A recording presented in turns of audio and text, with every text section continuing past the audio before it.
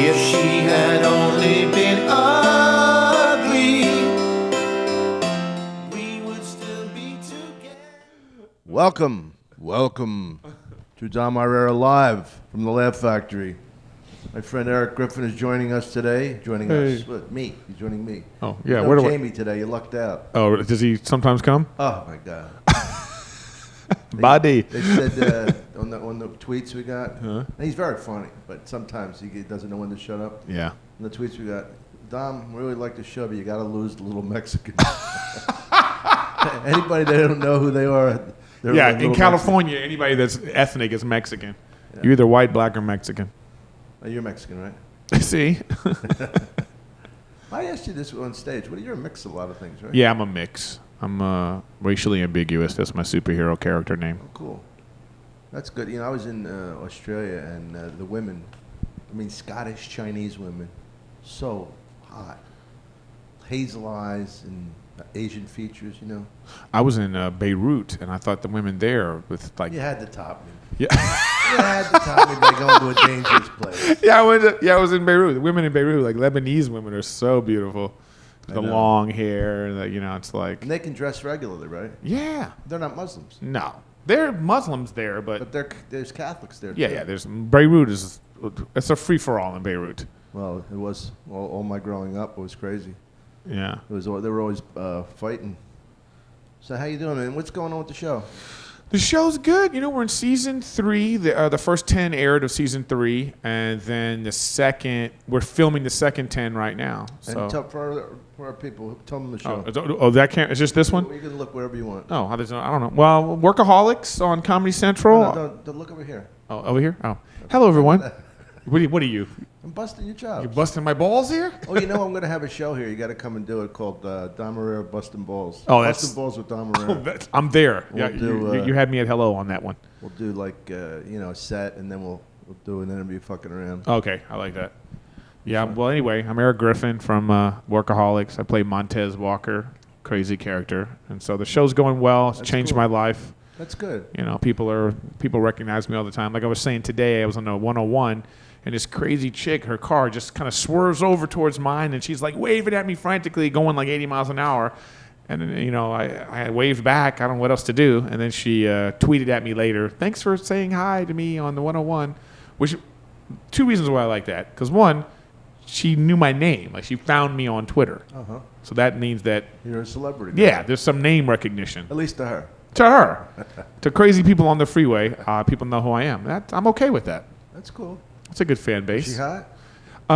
Yes. I didn't think so in the car because it was fast. I wasn't really taking a look. But on the Twitter, her Twitter picture, very hot. Isn't it funny? Our producer, when you were mentioning this off the air, said, "Did you show you her tits?" Like, that's such a guy thing. I know. You would never hear a girl go, "Did he show you his balls?" Well, that would be harder. I know, but it was just a bit, a weak attempt at a bit.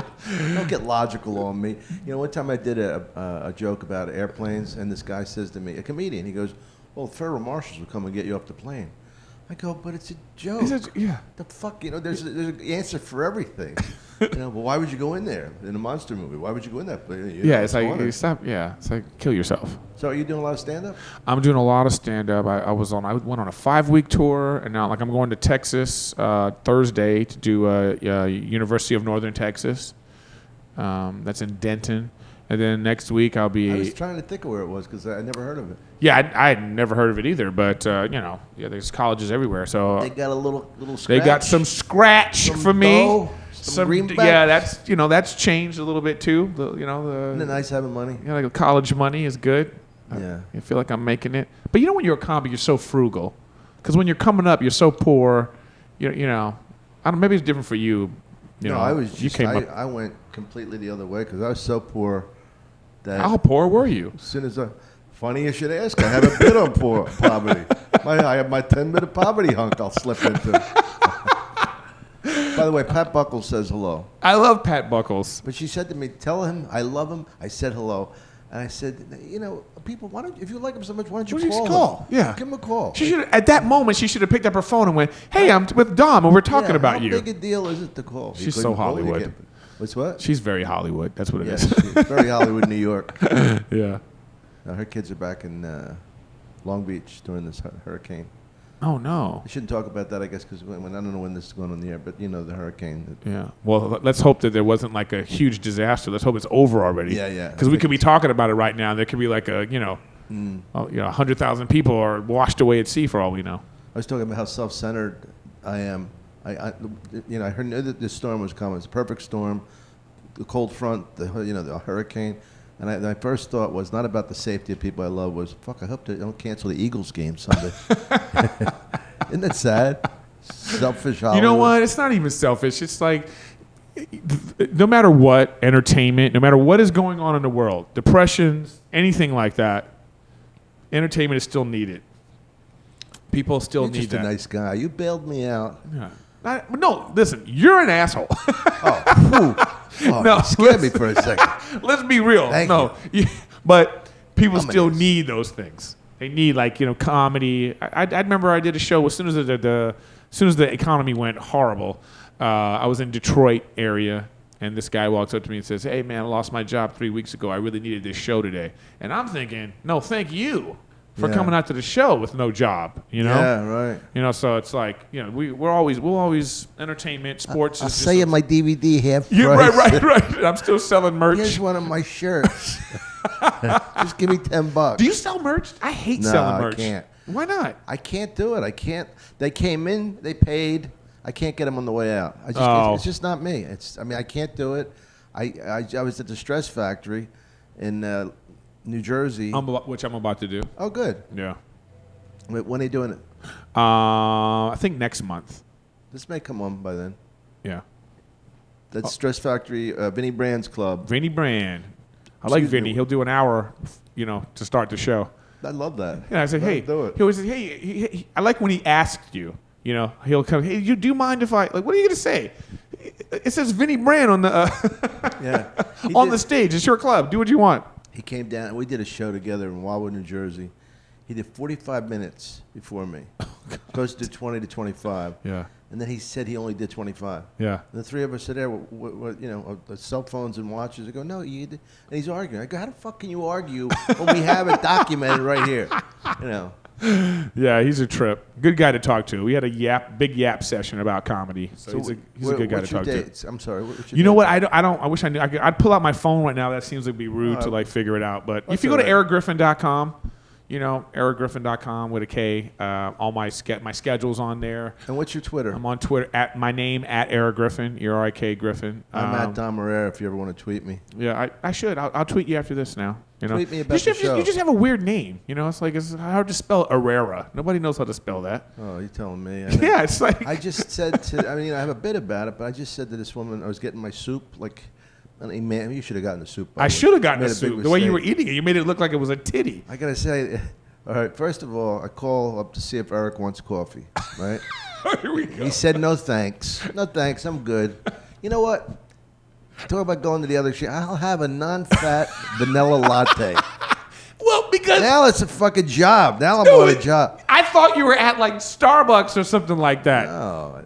But anyway, it was hilarious because I was thinking, you can't just say a black coffee, one No, sugar. who wants a black? Oh yeah, wow. So I should have it the way you think coffee should be made. Well, I'm not that nice. You think how specific that was? You can't I'm just not- get a black coffee, one sugar. Well, like that would have been something to you too. I would have been like, can you give me one sugar? Oh, you can't have two sugars? No, but it's just that I'm not that good a guy. That's what I'm trying to tell you. I'm like a guy who will get you coffee, but don't make me. You know what I did? This is what I did. I just proved to you why you don't want to ask people for shit. You know what I mean? Yeah. Because this is why. It's better just to just let them come. No thanks. I'm fine. You're right. It was. I know. I got to remember vanilla latte. And then I go vanilla latte. Oh, we're laughing, and she goes, "Oh, by the way, but I one thing she's going to tell me something important. Non-fat." I'm glad Wait you a got minute. that. Listen to you. It wasn't even you. You had like an assistant call. I'm not going to call you directly. Yeah, look at this guy. The worst. The man has a series. Ugh, God. I should have an assistant at this point. I'd like to work for you. Listen, I make basic cable money. I have to have a day job to be on Comedy do you make Central. on that? Come on. We don't want to talk about it. I do. You don't have to answer. I'll tell you what I make. Listen, after taxes and commissions, when I look at that check, I swear to you, I feel like I need to go get a job at UPS or I something. feel like I gotta go to work in North Texas. Yeah, I gotta go. Thank goodness for stand-up. I'll just say that. I need stand-up to supplement my income. Isn't that a great thing to have? I know. Stand-up's my day. Don't you feel like stand-up's your day job? Stand-up Or you still have it fun? Is it fun for you still, like, Oh, yeah, to the point? yeah. I love it. I mean, I didn't like that dig. You're still having fun at your age. You're like 175, Let me tell you something, right? Pops. Do you still enjoy it, or is it a chore for you? It's great when you're up there, I noticed those 2 steps. You get a little out of breath. I saw that. You waited for the music to finish. Yeah, I still love it, man. Well, let me tell you this, and not to be a jerk. If you were at my level, you would love it too. Oh, come on! Not to be a jerk. Well, that's the jerkiest thing you could possibly say. I know. Listen, I dream of the day that I will be at your level. It ain't gonna happen. Oh wow! It don't look good. I can't even get credit. I can't even. You can't even dream about. I can't even discuss thinking about dreaming about being at your level. Well, you shot it out now. Now it's the audience turn to tell. Well, I don't want to. You know, I'm a. You don't want to do stand up that long. Yeah, who wants to do? You know, I want to be relevant in the. Oh yeah, I know. You know, people love the '80s stuff I do. Yeah, 80s comedy. I was wow. I was more talking about your 60s and 70s stuff. Oh. That was good too. It's funny because when Cosby and I, Red Skelton was. I'm sorry, just a second. He dropped something. Can I get that name for you? I'm kidding. I don't even know. I met Cosby one time. You've been doing comedy a long time, though. I saw one of your specials that they were showing, like, it was like HBO. You know, they have the HBO 1 and 2 and West and East. They have HBO Agent. Really? Yeah. And they Agent? Yeah, it's called HBO Really Old. And Ancient. Yeah. He's an agent. No, but they showed your special. They always have like that on the comedy one, HBO Comedy. They'll always show that they'll grab I've something. had more than one special. I know, but was they it showed a high-haired one. Yeah, it was. A high-haired yeah, one. Yeah, I don't know yeah. what got into me that year. Yeah. That was in South Beach. Oh. And really South Beach, not LeBron James' South Beach. Right, It's right. Miami. Yeah. But I don't know what got into me with that style, the big hair. And Listen, you looked good. It was I good. was a lot thinner then. You know, and it was good to see your same jokes are working today. You know what I mean? Oh. No, dude. It stands up. If you play, you people go out and watch Dom Irrera's specials. On ancient. HBO Ancient. That bit doesn't work because it's hard to when you have to like pronounce the bit. When you got it's bad when you see the guy. Besides, if I was doing like Stillos, the presidents, when I wrote that. Yeah. Like Gerald Ford. Whoa, what a president. The guy doesn't. He's so fucking out there. He doesn't even get it. You know, it's young people today. There was this young comic in town. He was only 17 years old, and I'm driving him around, helping him out, and he's listening to like Jennifer Lopez came on, and he says to me, he doesn't know why she's famous. Like he doesn't even realize that she was an actress before. Did he ever see her ass? Right. He didn't even know. Didn't she used to work here? I think she worked here. What? I'm pretty sure she worked here. Before Living Color? Yeah, I think Keenan Wayne saw her here. See? There you go. I'm pretty sure. It's Jamie told me, but then again, well, he's a pathological liar. Yeah, but Jamie, he gave Al Pacino a start. Right, yeah. When I first started comedy, buddy, people weren't laughing. And then I thought, let's get another emotion, buddy. Isn't one of his stories that he told Jim Carrey to do Ace Ventura? That he saw the script and said to him, you should do this one, buddy. So full of shit. That's the guy who owns the club. The views expressed by Dom Irrera are not the views.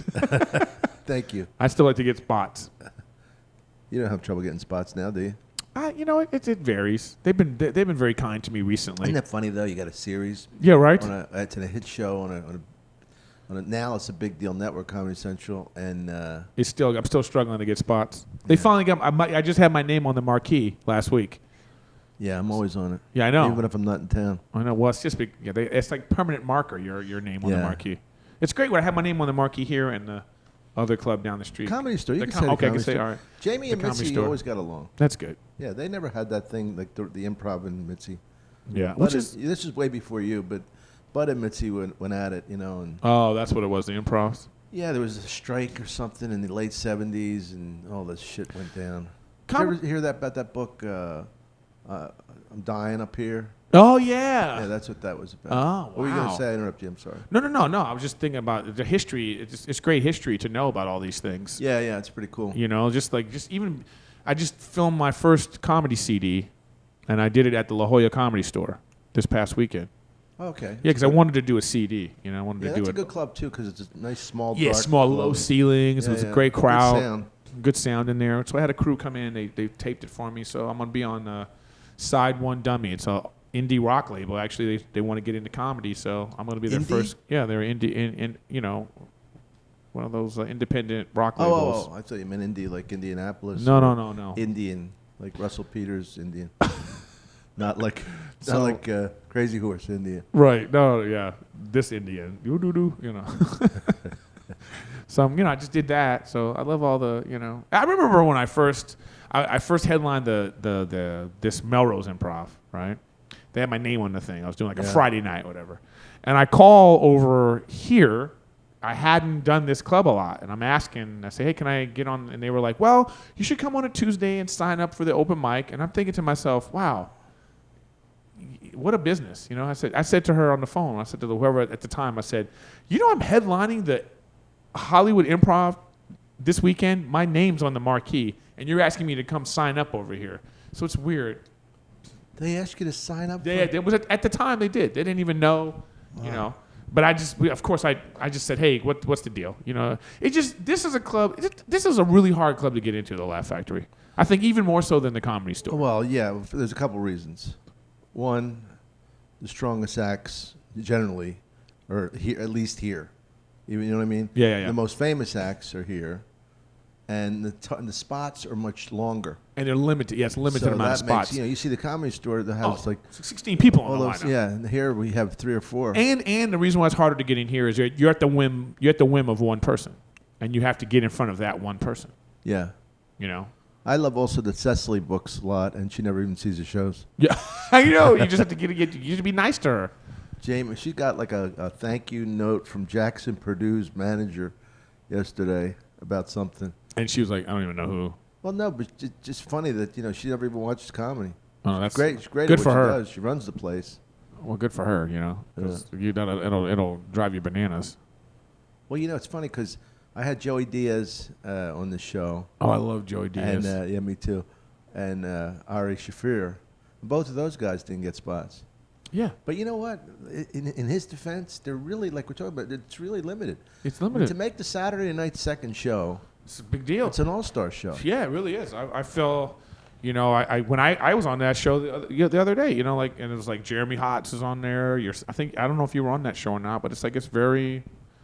Anytime I'm on a good show, I just feel like, all right, I'm doing something. Oh, this place is unbelievable. I was on a show last year with Daniel Tosh, Russell Peters, Dane Cook. Fraser was the MC, and that's a good lineup. Yeah. Yeah. I was. You ever do this? Because you're I back. want to ask you something after you ask All me. right, you're back out there at these clubs. I know you do. You like doing comedy. You're going to be Yeah. doing comedy till we have to drag you off the stage. And, Wait a second. yeah. My teeth. But I always determine if the club I'm at is a good club by looking at the headshots on the wall and seeing who's coming the next week and the week before. Yeah. Because sometimes I go to a club and I'm like, oh, there's the guy in the cowboy hat with the puppet. Right. You know what I mean? I'm just like, oh, this is the class of. Yeah. No, it's good. I mean, did you ever go to a club that you never worked for, but your picture's up already? Oh yeah. That's hilarious. Yeah. That's probably happens to you more than I've seen that one time for me. I'm like, I'm not even. People's like, hey, you're gonna be at this club. I go, no, I'm Yeah. not. I saw your picture at Sanford and Sons. Yeah. I was only in Kansas City once. Come on, you're a modest guy, but you're one of these legends in the game. So Stop with the legend. yeah, you're a legend. I don't want to be called a legend. Well, I mean, Sounds like all my best stuff's behind me. well, It is? You know something? no. Here, You talk to my How doctor? about this? The quantity of your best stuff is behind you. The volume. No, I don't like that. Yeah, because Dom, you've had a full tremendous life Put of me out comedy. the pasture? What do you get? What is this, the fucking elephant graveyard of comedy? I invite you to come on my show. You want a fucking non-fat latte vanilla up my fucking gigi, and then you come and you insult the elderly. And all of a sudden I'm turning Jewish. I don't know why. You get very you use it when you need it. You get very Jewy when you need it. Are you Jewish at all? No, not at all. But I always thought when I first was Why are you coming so up, evasive about your background? I don't like because you know what? I think people want to know what you are so they can know how to hate you. You know, so they can put you in a great box. Point. But I mean, I think it's very cool that you don't tell people. I don't tell them on stage. I usually the people walk up to me afterwards and I'll say, "Oh yeah, it's this, this, and this." But like I don't like. You're not going to say it on the podcast. I can say it on the podcast. My mom's from Central America, Belize. I know it. Fucking Belize. typical Belizean. Here we go. Yeah, so my mom is Caribbean and my dad was like European, even though I've never met him. You know, it's like Italian-ish European. My mom doesn't like talking about it. You never met him. Never met him. There's Thanks for bringing that up. Oh, you know what kills me about that? It's his loss. Yeah, I always feel the same He's way. got a guy who's a kid who grew up to be a successful show business guy, actor, comedian, and you never met him. You know, Fuck him. You know, the thing is, I don't really have any emotions about it. I thought I'm that mad. Can I be mad? You can be mad. I thought that I would. But here's what I knew I didn't. I went to my mom to talk about it like many years ago to talk about it, and she got a little bit out of shape because you know your women's like, I raised you. You know, you don't need this. You know, but I was like, whoa, I just want to know. Do I have to worry about diabetes? Do I have to worry about heart disease? I mean, you know, I just want to know some information. You know, she told me his name and said for me to deal with it on my own, you know? But was his last name your last name? No. You took your mom's last name? Yeah, I took my mom's last name. What are you, a basketball player? Yeah. Yeah, basically, yeah. So, but anyway, the point is, I went and I didn't do anything about it, and the name slipped out of my mind. And that told me that it wasn't important to me. Yeah, that pretty much says a lot. Yeah, it told me that, because you had your chance. I had my chance, and I didn't even. You didn't care. I didn't care. So, Fair. you know, whatever. I probably have brothers and sisters out there. Who knows? I probably have, but it's like, whatever. Your families, you don't get to choose your family, unfortunately. You know, you choose your friends. You choose I chose my family. Was that? I was going to say something really like inappropriate, but I won't. But anyway, you were going to ask me something. This is the place to say it. No, it's too late now. It's like the moment's gone. The That's moment's the thing gone. about comedy. Yeah, I was yeah. going to say. Yeah. If you had said it then, it would have been fun. Yeah. Now it's just. And then even if I still say it, we're going to be like, yeah, you should have said it. You're good, man. You're good. You're good, you. I watched your. It's funny because you were like one of the new guys, and you were accepted very quickly out here. I thought. You know, I'll tell you why. You're in New York? No. I'm from L.A. But the thing is, I started and stopped. I stopped for like 8-9 years. So I knew a lot of these guys already when they had nothing. You know, I knew Ahmed way before. He got me my first showcase at the Comedy Store in front of Mitzi. And I remember my first showcase was in the OR. She didn't even look at me. She didn't even talk to me afterwards. And then I showcased a few months later, and then she said something to me. I think I'm one of the last people to showcase in front of her and have her actually say something to me. Wow. She walked by the hall and went, "You were funny." And then they like rolled her off into like, they helped her go to, Yeah. I knew her when she was still vibrant and having sex with guys and fun and listen, drinking. I know you fucked her. Don't act like. Fuck her. Come on. I did not fuck her. Dumb. But I did do this. Yeah. You weren't in that Richard Pryor. No, the Richard Pryor fucker? I don't know. Well, That's the rumors. Rumors? We're doing rumors. What kind of place is it? Where's that other camera? Cut that camera. No, but when I got back into it, I felt like I had to I knew what I needed to do. You have to get the respect of your peers first. You really do. It's very important. You know, enjoy what you're doing, but you have to get the respect. And I'm not saying play to the back of the room, but those are the people that get you work. It's not, that's when you first get into it. You know, when you first really get going, it's your friends that come up to you and go, "Oh, I got this room. You want to come do this room? Oh, yeah, you want to go do this?" That's how it works. You know, and I always remembered those guys. And me too. They were always, I always remember to try to get them work. It's funny because I had Mark Maron on the podcast, and I know that Mark remembers how I treated him. You know, and he's in turn good to me now that his podcast has taken off. Yeah, you know what I mean? Very popular. But it's. I mean, you should be nice to any people anyway. You should. Period. But they got. You know how this business is. People are so fake. Let me ask you this, and if you don't want to name names, I'm saying right now you're a pussy. What? Did anybody really treat you like shit? and you remember it, but like coming in like when he acts or anything. Like not like just not Besides me. not comedians. No, there was no comedians that really. I never even let that bother me. But I've had managers and people like that. Well, that's they're just barnacles. Douchebags. Yeah, a lot of them. I just I've had so many like I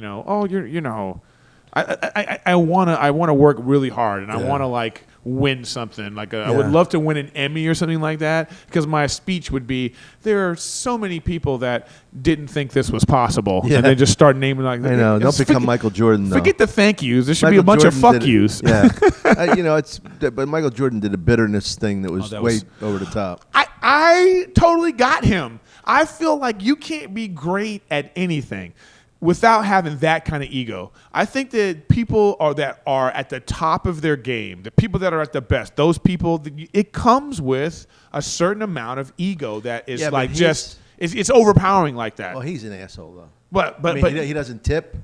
He welches out on bets. This is what I hear. Oh, really? The in guys, And I mean, I understand part of what you're saying, but in general, I think he's just a fucking smug, condescending. I think that comes with. I'm not finished. I know. You think it comes with? I think Charles it comes Barkley's with. not. Charles Barkley's a great player. Yeah, but Charles Barkley never won a championship. Oh, give me that fucking championship shit. No, Who would you take, Charles Barkley or Kurt Rambis? If you were starting a team, Kurt Rambis probably. No, but you know what I mean. Of somebody that's significant members of the team, significant members of the team. I think that people that have been in society that have been great. I think presidents are probably assholes. I think musicians. Come on, rock stars, people that have really established themselves. A-list actors, athletes. I think that even some comics that we know, there's some great comics out there that they act. Biggest dick comic? The biggest dick. Well, you know what? Here, I want to say this. I'm going to preface this with this. If you don't know someone, I totally get why they can be abrasive because people are all different when you get to know them. Because people might think you're an asshole when they first meet you. No. Yeah, you're very standoffish. Me? No. Come here. Sit here. Let's finish. Come here. Get over here. You're standoffish, but I understand it clearly. Am I really? Yeah. No, let me tell you something. I'm standoffish. No, you're not. Yes, I am to these like open mic comics and stuff because they'll suck all your energy. They'll take all your time. Are you standoffish, really? Yes. Can I say what you're misinterpreting standoffish? Tell me. A completely neurotic fucking maniac. You're proving my point. Inside. Oh, okay. That's my whole point is that people don't know what your makeup is. Because I've met people like, I met Daniel Tosh at the he's standoffish. Hermosa. Oh, he's just terrible. You can't. Daniel he's Tosh, like a don't even look me in the eye type of guy. He's one of my best worst friends. Dane Cook's a little bit like that. You know what I mean? Like Dane's got more of an attitude than Daniel. Yeah, I know, but Dane's thing is completely different. Like here's He's something intense. He's an intense guy. And here's something that gets me about him. Like you're standing in the hallway right here, and you come in the store. He walks in. He'll say hello to the person that he knows, and then that's it. Yeah, doesn't look around. Doesn't look around, and I get it because it's like when you're that famous and you're that rich and you're that and you're so hated as much as he is. He's like, hey, I don't even want to deal with trying to like get to know people. It's just kind of like, here's who I know, hello, and I'm walking past everybody else. But he's a very gracious guy once you get in his circle. I approached him up there like a gazelle, just kind of like really quietly and like, hey, Dane. Then once we start talking and he gets to know you, he opens up. And I think all comics are like that. But there's got to be a little prove yourself time. You don't want to you can't hang out with people that one you don't think are funny. That's a hard thing to do. That's just my opinion. It does overflow into other things in life. It's amazing because you couldn't really hang out with a hack and talk to them about comedy and act like your peers. And I feel the same way about people who just started doing comedy. It's hard to I don't even want to watch guys that if I start having conversations with them at the comedy store or at the club and I know they're up and coming, sometimes I don't even want to watch them do comedy because I don't want to have that burned in my head that I think, oh God, you're just not ready for this yet. Oh, yeah. I mean, I used to do that. I never watched bad comedians. I try never to watch. And when I used to play basketball a lot as a kid, and I would watch NBA players shoot because they make it look easy. I never watch like hack basketball players because Understand. then you think, how do you get the ball in? Yeah, You know, yeah. and like with comedy, some guys make it look so fucking hard. Right. And then also that whole bullshit about give the waitresses a hand, give yourselves a hand, and buy yourselves a drink, take yourselves home. You know, I mean, Hey, everybody's, and I've come to realize that not all comedy is everyone's taste. It's not universal. Comedy's Yeah. not new universal. So everybody has their own taste. You know, so but I still have come to appreciate, like, if I come into a club and the whole crowd's laughing and enjoying themselves, Right. but maybe I'm not into what this person's talking yeah. about, that's okay too. You know, it's okay. Right. But there has to be, but if you want to get personal, if we're going to sit down at a coffee, because we're all basically like, we all work at, like, let's say a big super Walmart. That's what comics are. They work at a big shopping center and we might see each other in the lunchroom, but it doesn't mean we're friends. And it doesn't mean that I know what you do or I can give you a recommendation or anything like, you know what I mean? right. I always think that there's also obviously jealousy and bitterness. Of course. And I was Competition. upstairs. I was upstairs one time, and Chris D'Elia was on stage. One of my best friends. But I happen. Oh, well, you're not going to like what I'm going to tell you then. No, it's okay. I No, get I'm you. kidding. I love Chris. Yeah. But I think Chris has really got that performance gene. I mean, his father's a director, his brother's an artist, and he's just special on stage. And you don't have to define it. You know, you don't have to go, well, he's not that. He doesn't do that. Whatever. You know, what I'm going to say is, I'm up there with Jim Brogan, who used to help people with their Tonight Show sets, even though he doesn't have 6 minutes of material. And Jim's a nice. Those that can't. He's a coach. good, exactly. He's a good guy. He's a good. But he said to me, he goes, and he doesn't know that I love Chris. He's one of my friends. He goes, I don't get him. Because Chris was just fucking tearing the roof off of this place. He goes, I don't get him. I said, but you know what, Jim? It doesn't matter what you get. They get him. Yeah. Listen to them laughing. Yeah. And I'm thinking, and I didn't want to get into him. I'm thinking, you never got this kind of ovation. Yeah. You never got these giant laughs. So it doesn't matter what you It's get. a very competitive business. Yeah. It's a very the competition is stiff, and then people make it like it's some kind of competition. It's really not. It's more like golf. There's a leaderboard, but Yeah. I'm playing against this Oh course. yeah, of you're playing entertainment against the business. course. We're playing against the audience. But like we said before, for a place like this, you are competing to get those spots. Yeah, of course. There's no doubt. There's no But the way. thing I learned that if it was just about, it's not just about funny. You got to cultivate relationships, but they got to be real. And also, it's credits. It's Of course.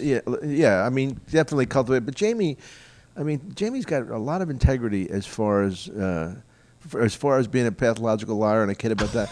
He for lying motherfuckers, the man is honest. No, but I mean, he's like with money, he's very honest.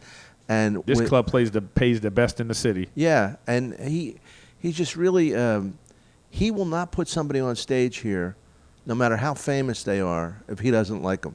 Yeah, If that's he what I'm doesn't- saying. But That's if he doesn't like their act, yeah, for sure. I'm not You know putting it. what's funny about that is that no matter how famous. I was like, again, the show was going on. I think that I'm not getting spots. It took like a year, and let me tell you when it happened.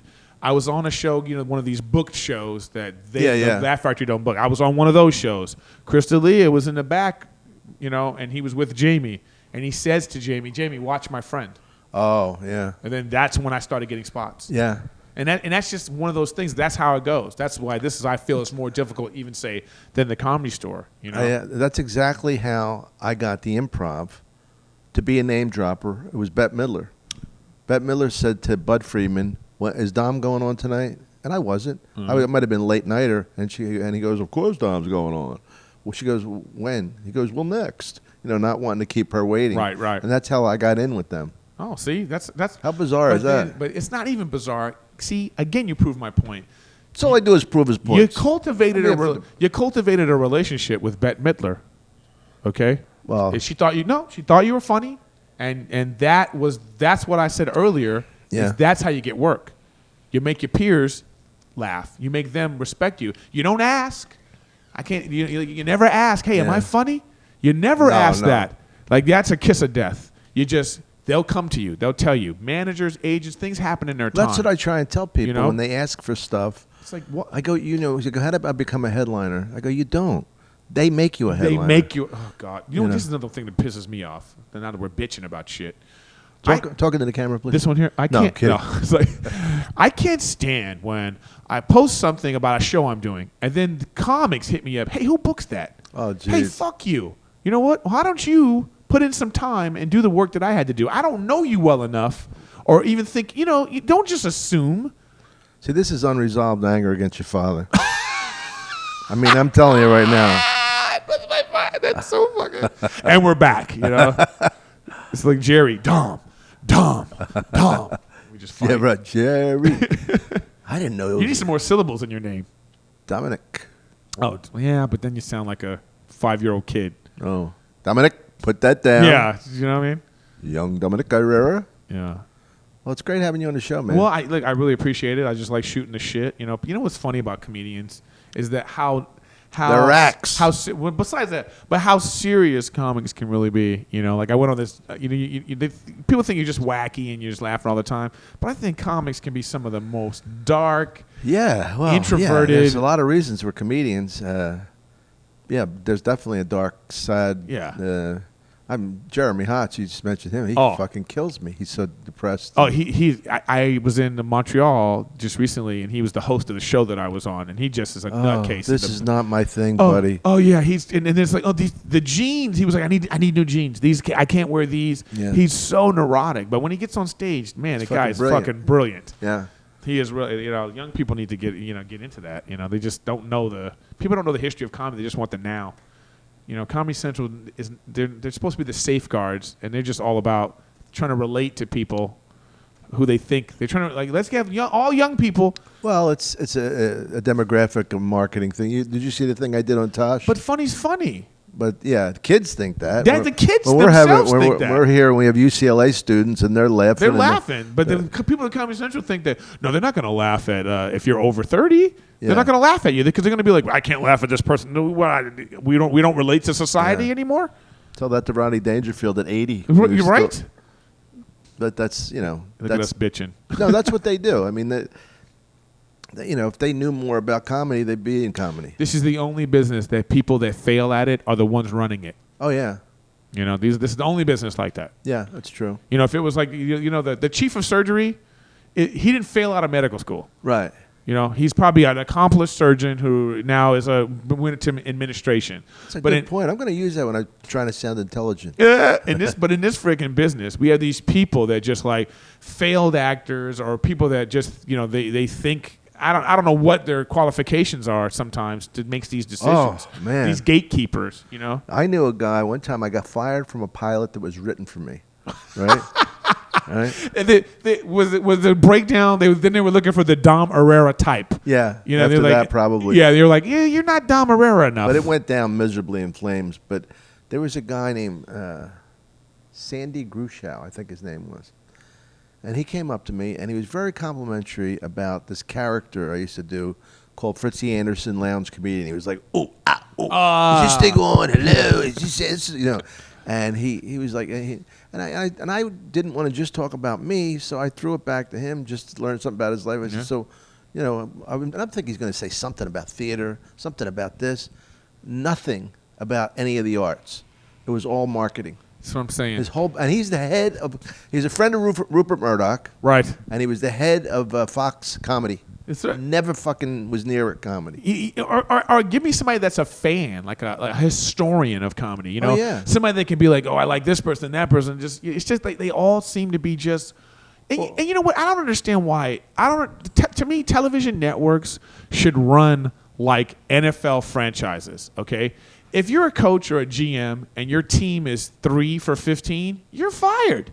Right. Okay, and then that seems to be like that's the hitting percentage or the winning percentage of some of these shows. It's like 2 of them are good and 10 of them suck. Okay, you're out of here. Get somebody in here that has a better sensibility. Well, we mentioned Pat Buckles earlier, and she has a good insight into comedy because Pat was a waitress at the Improv for years in New York, so she saw everybody. Yeah. And she really paid attention, and she knows how. So she didn't, even though she didn't do it, she lived it. Those what I mean? Are the people I always ask when I go to comedy clubs. At the end of the week, I always ask the waitresses, like, how do I do? Because they're the ones, they have to sit through every show. Oh, yeah. When you see one of them laughing, you know you did it. Yeah. That's how that was the great. I remember when I started out in New York, and when I start getting some momentum, I'll never forget this. The comic strip, the waitresses would line up to watch me on Saturday night, and I thought there isn't a better compliment. They're so fucking jaded. Yeah. You know that they're Just like from all the sexual harassment, all the. oh yeah. I fucked her. Yeah. Yeah, they sure are. That's such a great. But see, that's what I'm saying, man. Listen, not to like stroke you any more than you need, but you're a hilarious guy. Still today, you're hilarious. Thank you. I appreciate that because Chris D'Elia said something really cool to me. He goes, I never consider you like you're older than us. He goes, you're just one of us. Yeah. Like, you couldn't get a nicer thing, I wouldn't say that. You're old. You know what I mean? No, you wouldn't. But I'm talking about somebody whose opinion matters. You know what I mean? You see how we do that? Hey, we'll give it. This Dom Irrera with the right cross. Ball busted. You got to come on that show I when will I definitely do it. come on that show. That'll be hilarious. That would be fun. You know what's great about the thing about ball busting? It's not about the best thing about ball busting is not being able to ball bust. It's being able to take it. Yeah. That's what makes it. Oh okay. yeah, because if you're one of those, hey, I don't think that's funny, man. Yeah, just like if you'd have went, just don't bring up my father again. right. Right. Whoa. And then all that makes a comic do is just go for it even more. Oh yeah. It just makes you really want to go after it. Were you? I don't mean to get journalistic on you, but were you like always funny in school? I was always like I had that. There was something about like the way I communicated that just inside, even if I was angry, I knew it. Especially later in life when I was coaching basketball, I was working at school and I was coaching basketball, and I'm yelling at the kids, and the crowd's laughing behind me. Why? What were you saying? Well, I would say, but I was mad, but I'd say things like, "Are you guys point shaving?" That kind of stuff. Right. Yeah, you're point shaving. It's not something you want to hear from your coach. Right. I would just say things, just the things how I would get on them to the point where they would come to me. The kids would come to me and say, "Coach, can you like not say those things because everybody's laughing at us?" And I would go, and at that point, it would just make me angry because I'm just well, if you'd get a rebound, you little, So it's just that. Then when I knew, I was like, oh, wow. The time I really knew that these little things happen in your life to go, oh, you should be a comic. The one that really got me is I was working out of school, and one of my students was killed tragically. And I had to do the eulogy at his funeral. And I remember I'm trying to hold it together. Don't cry. And they said, the priest will tell you when to come up, Eric, and then I'm like, okay, I can do this. And then they start playing Ave Maria. I'm just Niagara Falls. Yeah. And then the priest goes, Eric. So I go up. How do you not cry? How do you not cry? So I'm reading this thing. I got tears in my eyes. But then I started to talk about him. And sure enough, I'm killing Dom. Nothing like killing at a wake. I was killing at this funeral, and I thought, you know what? This is what I should be doing with my life. Yeah. Because if you can make people laugh, because first of all, laughter is just the lowest form of like reaction to anything. Tragedy, sadness, happiness, we laugh. Yeah. And when you're nervous, you laugh. When you're sad, you laugh. You know what I mean? So. Well, I think and I see this audience here, and I started in New York. this is with my draw. But I started in New York, so I know New York quite well, but it was never as diverse as this. Oh. I mean, not the Manhattan clubs, not as diverse as this, This is unfucking believable. Yeah, Los Angeles, for sure. I mean, when you see, and I remember one night we had Palestinians and Israeli, and, and I'm thinking, and they're laughing together. I'm thinking, why can't the world be like this? Yeah, it can. Look, I tell you, our good buddy Ahmed, he made a movie just like us. And it was about us American comics doing comedy in the Middle East, when we went to Beirut and Syria and Saudi Arabia. And I was surprised at like how they got the humor and how they enjoyed themselves. Isn't that amazing? And it seems to me like that's just a start, It's that's just a spark for a fire of like, equality and change and, people just coming together. But, it's not enough. Yeah, we have quite an advantage as Americans as far as that goes, though, because they know our media. The whole world, and it pisses off like the Japanese, the elders. Yeah. Their kids want to emulate Americans. Yeah. They just want to be able to say what they want to say. But I mean, even our like hip hop music is all over the world. And look, I think that our freedom of speech is what really is something that's groundbreaking, and it's something that makes people, look when the Iranian. This is how badass we are. We let the Iranian president Come here. come here. Yeah. We put him up in a world-class hotel. Yeah. And we let him talk shit about us Yeah. on our soil in front of us. And then we just go, all right. Yeah. You enjoy yourself? Yeah. All right.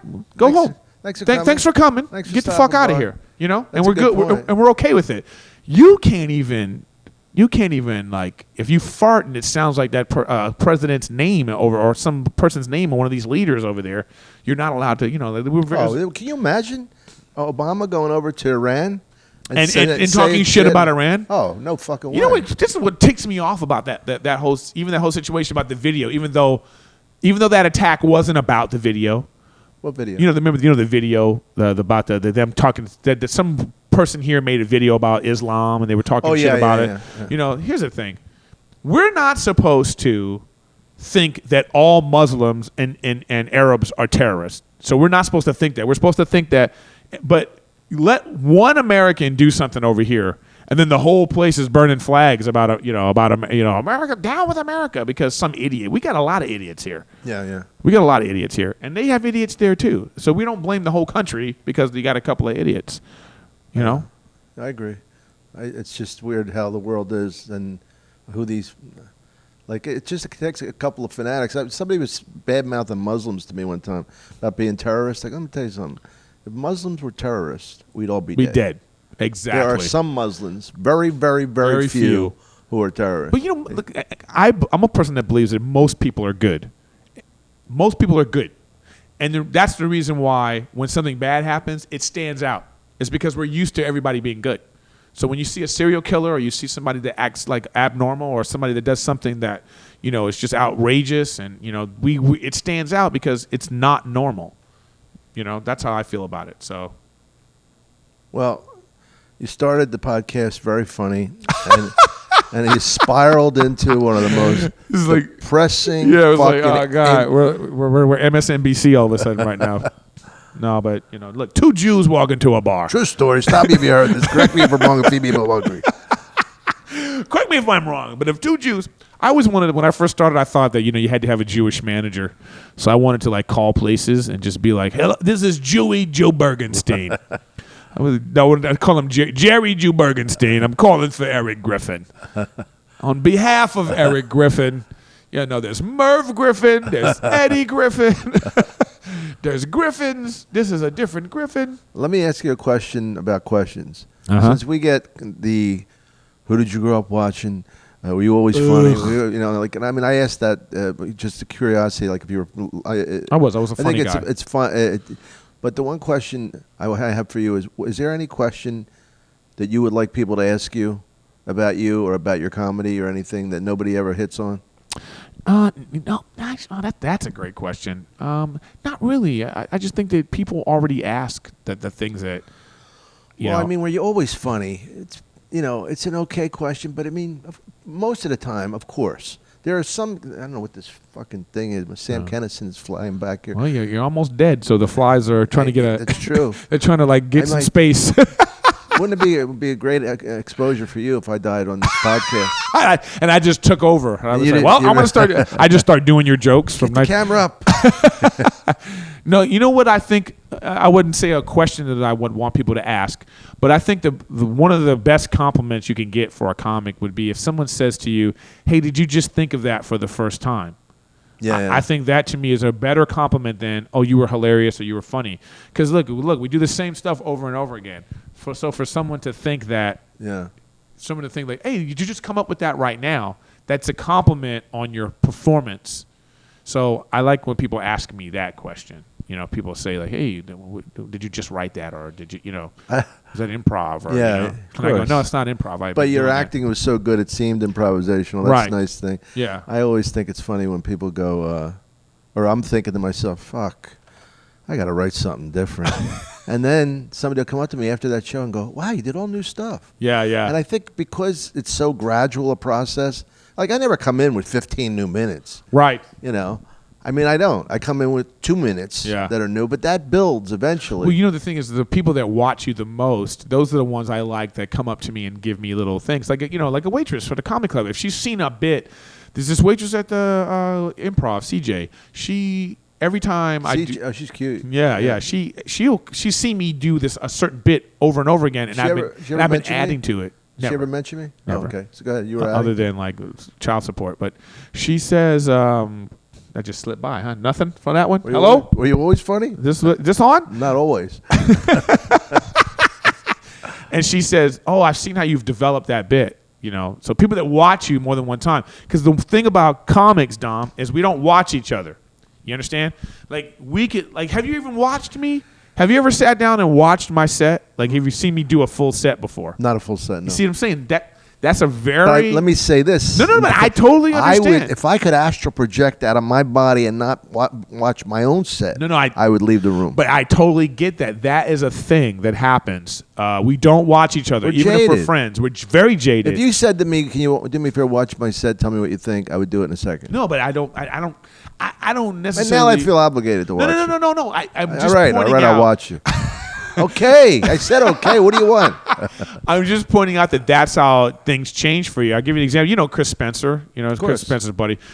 We had to do the casino gig for this thing, and what an awful show! Like, it's horrible. Just the worst. That's a money gig that you just like. I say no 5 times in a row before I say yes. It was a nightmare. It's a nightmare. It's a fucking nightmare. Did they have a curtain yet, or no, dude? They don't. The security doesn't do anything until a gun comes out. It's that kind of. It's the worst.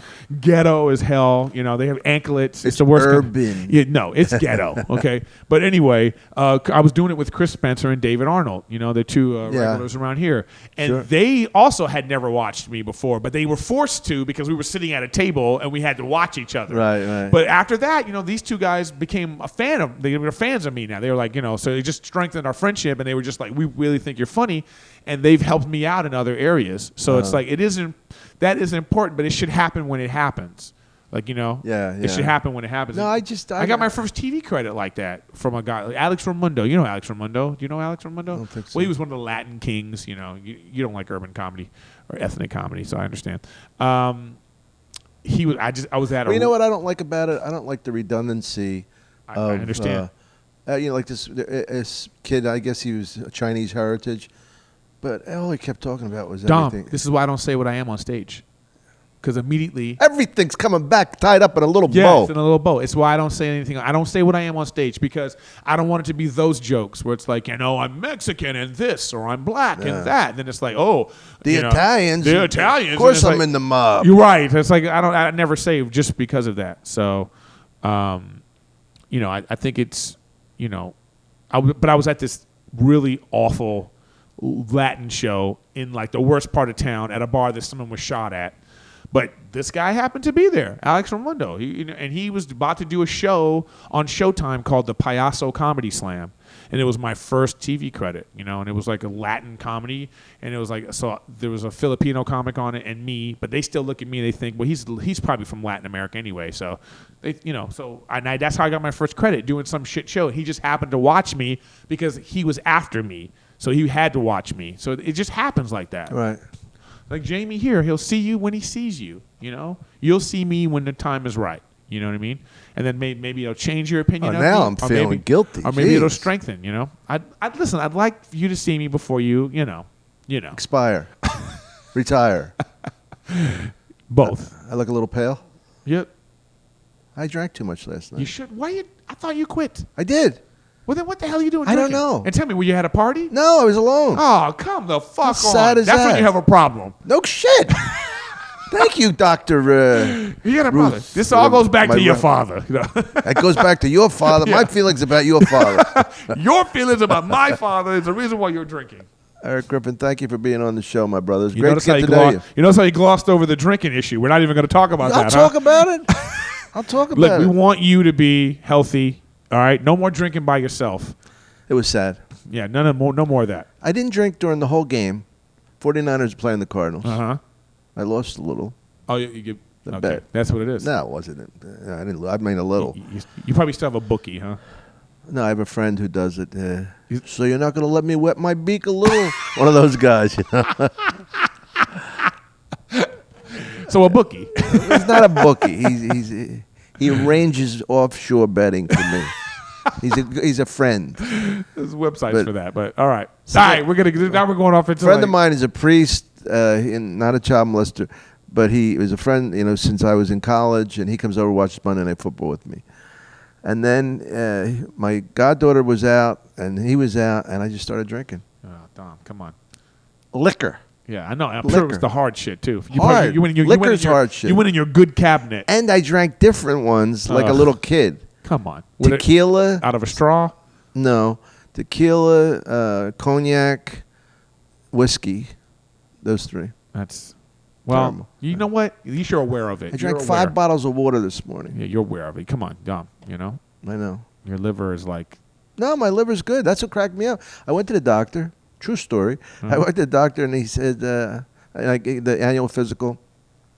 He said, I said, how's my liver?